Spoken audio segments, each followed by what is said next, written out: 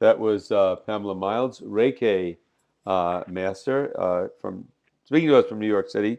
Phil, I have you ever done Reiki? No, I have never done it. I think somebody once did some hands-on healing and said it was Reiki, and Right. then I learned it really wasn't, and it was like probably one of those people Pamela mentioned who are Right. not properly trained. Right. It's like teaching meditation when you're not properly trained. It's not effective, even though it seems simple and you can. There's a lot of subtlety to it. And I'm in the same boat. I had somebody once do Reiki, but I don't think they were really a Reiki teacher. My wife has done it and enjoys it, and he's even has somebody do it from a distance that's not physically in the same locale, and she feels she gets benefits from it. But and it was interesting. I didn't realize the way to really benefit from Reiki is to become like a Reiki teacher or a practitioner, to actually take a class so that you work on yourself every day, Right. which I didn't know. I mean, it's fascinating. It's like any other spiritual practice. It's something you have to do every day. And I guess the difference with the Reiki is you then also have the ability to share whatever you're getting with others. Yeah, I should have asked this, but I was wondering, since after the conversation, I thought of a couple of things and wondered if there are parallels. One is this, in the yogic world, there's this notion of Shaktipat, where a guru or somebody with the ability to transmit energy can do that and induce different Right. feelings and sensations and transcendent experiences in other people. And I wonder if there's anything parallel to that. And the other thing I was wondering about is, since its origins were in Japan, and Japan it took so much from China in these ways, whether there was any connection to traditional Chinese medicine and acupuncture and the meridian system, but we'll have to look into Yeah, that yeah, next. it's very interesting. I think that it's taught in a different language. And for instance, we had somebody on recently that was a disciple, a student of Muktananda, and he apparently had that ability to enliven somebody's energies and Right. Kundalini. And it doesn't seem in Reiki, the way I've heard it described, that the experience is that of energy going up the spine, although perhaps it could happen. It's working on different areas. Yeah. I'd like to know more about that. Yeah. And also, how is it like any healer that lays hands on and brings healing to the person? Is it the same thing? And when they practice, do their own practice, how are they doing that? Is it actually something where they're Yeah. putting their hands upon themselves? So we have to have her back on because we still Yeah, have some more right. questions. And I started just now to think, well, what is the experience? A lot of healers, it takes a lot of energy out of them, Right. and they need to, monitor themselves and replenish their energy. Other people talk about their healing work as being energizing. So I'm curious We should what both that's do like. a Reiki session with a real Reiki teacher, and then have more questions. And I would think, like most other things, spiritual practices, different people have different subtle levels of subtlety. Some Yeah. people notice benefit right away. Some people don't. Right. And Yeah, and that's an interesting question too.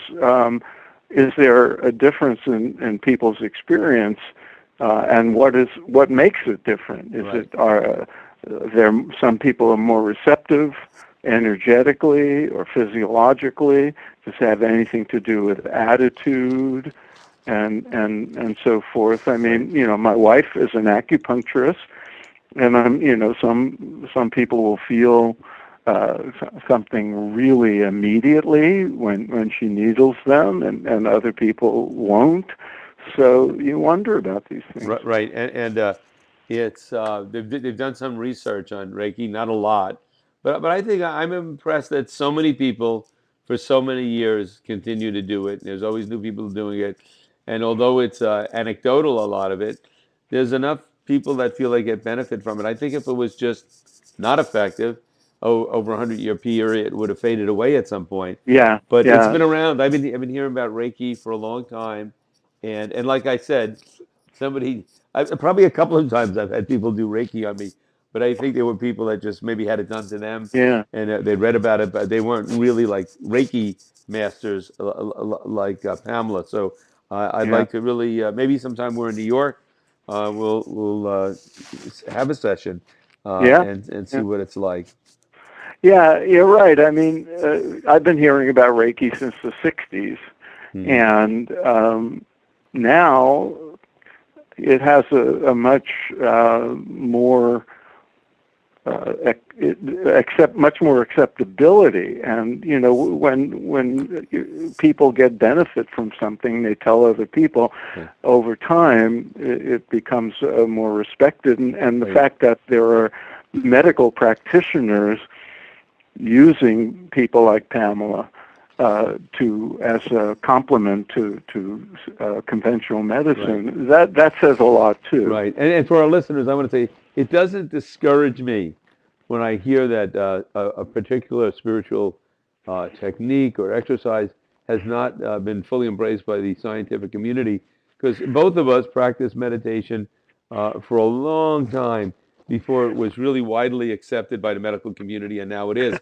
I That's didn't right. need them to tell me that I was getting benefit from it. And Right. when I Right. taught TM, I used to say that. I mean, there's a lot of scientific research behind this, but that's not why I do it. I do it because I feel like I'm getting good benefit from it. And I think for Reiki or anything else, it's great to have the science, but that should not, necessarily discourage people from seeing if they can gain benefit from it. If something's making you feel good, and there's some scientists telling you that there's no reason it should be making you feel good, go by how you feel, and not them telling you how you should feel. Well, Amen. there's a lot of standard practices in medicine. I once learned that when they were originally proposed or started to be used, there was no way of explaining how they work. So there were people who said this can't possibly work. But over time, other people kept using it because it worked, and eventually they figured out why it Yeah, worked. my understanding is they don't know why aspirin works, and aspirin seems to have a multitude of beneficial effects on many people, if not most people, certainly not all people. But yeah, there's no explanation, but it works, and the pharmaceuticals make lot of money selling a lot of aspirin, so nobody asks any questions. And so I think Right. that Right. yeah, that's a way to look at it. So the best evaluation. It's like what's a good wine?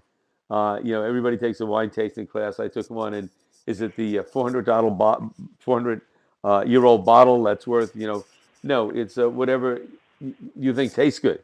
And so I think that that can be said of spiritual technologies and procedures. If something's Yeah. making you feel good, don't let anybody talk you out of it.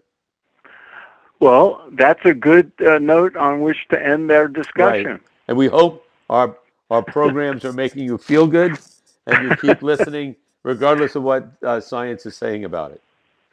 Yeah, they maybe they'll do studies on our podcast and Yeah. see the physiological effects on the listener. Yes, Spirit Matters Talk.com. Go to that website for greater longevity, perhaps. All right. Till next time, Phil. Bye bye. Bye.